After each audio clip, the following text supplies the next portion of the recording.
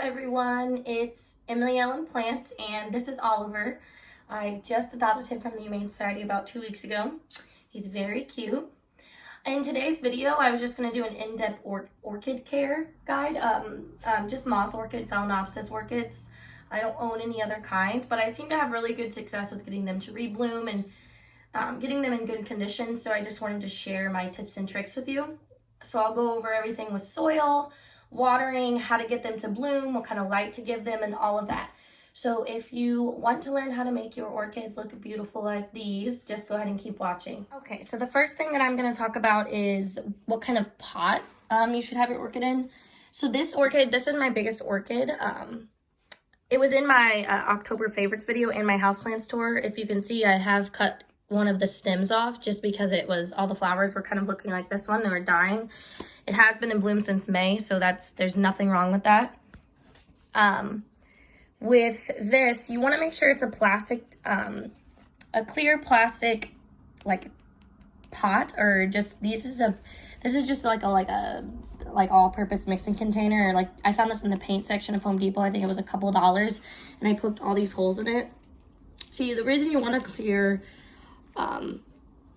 pot is just so you can see inside of it and get a good look at the roots, and that's the main purpose for the clearness. But then you want to have all these drainage holes because orchids are epiphytic, so that means they're going to grow on trees. So that means they don't need a thick mixture, especially orchids. They will not do well if you put them in just like peat moss and what's the word I'm looking for, perlite.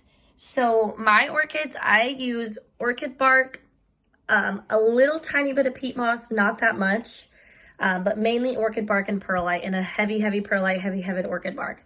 And it's okay if the roots grow out like this. These all don't need to be in the pot. If they want to grow like that, remember they're epiphytic, so it's not a big deal. So like this orchid, you can see it's in bloom, but actually a few of the flowers have fell off. And I know exactly why, because you can see this is yellowing. I got this from Lowe's on the sales section. It was, I think it was on sale for like $1. I love buying those because I love getting them to bloom and being surprised by the color of the blooms. But what is happening is this is only in, like sphagnum moss or whatever kind of moss this is, and it's holding on to too much moisture, and that's exactly what's happening with this orchid. It's getting too much water. I'm just afraid to repot it because it is in bloom, but I probably will go ahead and repot it or just put it in a sunnier spot so it dries out quicker, because it takes a while to dry out. This one, when I repotted this one, because this wasn't about this size of a container, I did leave a little bit of the moss in there because that's not like the worst idea, but it has mostly perlite and mostly orchid bark. Oliver's drinking out of his water bowl. But again, this is one that I got from Lowe's on sale, this one right here, and it's in bloom. So next I'm going to show you how to water them, and this is the best way to water orchids. It's the only way you should be doing it. So I'm going to take these to the sink. So I'm sitting here editing that video, and I just realized that in the shots in my room when I'm pointing at the table, you can see my underwear on the floor. Honestly, I left them there after I took them off. I just wore them to work. I worked about 2 hours today. I'm sorry if that bothers you. I will try to make sure it doesn't happen again, but it's pretty funny. So what I'm going to do is take this watering can and fill it up with fertilizer and water. Every time I water my orchids, whether they're in bloom, no matter what time of the year, I fertilize them. I use this fish fertilizer, but I used to use just the Miracle-Gro orchid fertilizer. You can use it if you want. It worked just fine. That's how I got this one to bloom. So what I'll do is, really quick, I will put a little tiny bit of this in there, get it mixed up, and then I'll show you how to water. So the way to tell if an orchid needs watered is you should be technically watering them at least once a week if you're giving them the proper amount of light. You should never use ice cubes. They are too cold and does not give the orchid the proper amount of water. So one way you can tell is the roots are going to be silver. This one looks like it's really well hydrated. It's green, so that means that specific root has plenty of water. But these ones are a little bit dehydrated. So as you'll see when I'm watering it, they will turn green. But also you want to water it when it's dry about 1 to 2 inches down from the top. So like if 2 inches from the top of this is dry, I'm going to water it. But this orchid giving the light, it's almost like clockwork. It's almost every single week. So the first thing I do is I turn on my sink, and I don't turn it on full blast, and I don't turn it on super cold water, but it's not warm at all. Then I take my sprayer and I'll actually spray off all the leaves and make sure that they're all clean, they have no dust on them. And then I'll just go ahead and spray the orchid like this, and until I see these get really green. As you can see, they're turning right now. You can see them changing to green from silver. I don't do too much of that because I'm also going to take that pot of fertilizer. I turn that off, and I'm going to probably pour this entire pot of water and fertilizer in here. With my smaller orchids, I do about a half of this, so I usually try to do them both at the same time, or all of them, and just use the whole thing on both of them. Sometimes all three of my smaller ones. So I'm going to get this all over the roots, all over the bark, make sure that it's nice and fertilized. And I am going to be probably cutting off this flower spike soon. It does have a couple new buds, but this orchid needs a rest. And that's literally how you water them. That's exactly what you should be doing. If you're not doing that again and your orchid's not staying in bloom or blooming at all, try this, honestly. It's mainly the fertilizer and just the watering schedule. Again, orchids are epiphytic. They don't want to be completely dry because they can't pull they don't pull their moisture from the soil. I mean, they can obviously if they're in soil.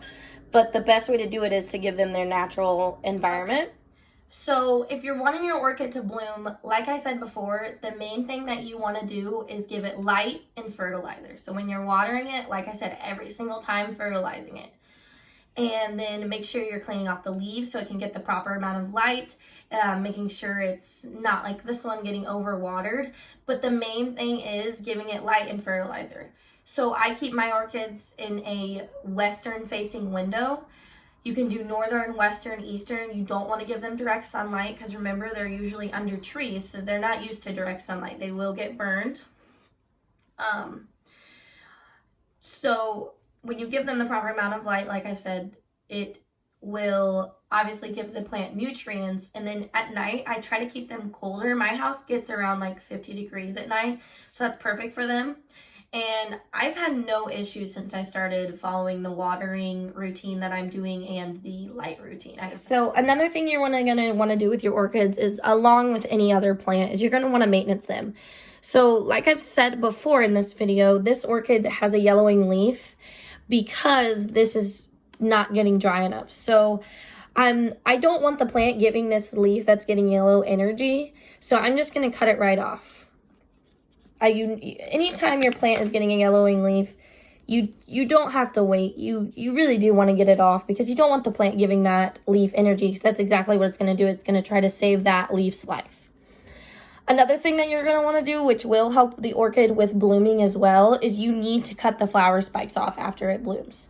So what you'd want to do, I'll show you on this one because it's easier. You want to cut right above a node. That way it prevents rotting. So I would just take it at an angle and cut it right off after it's in bloom.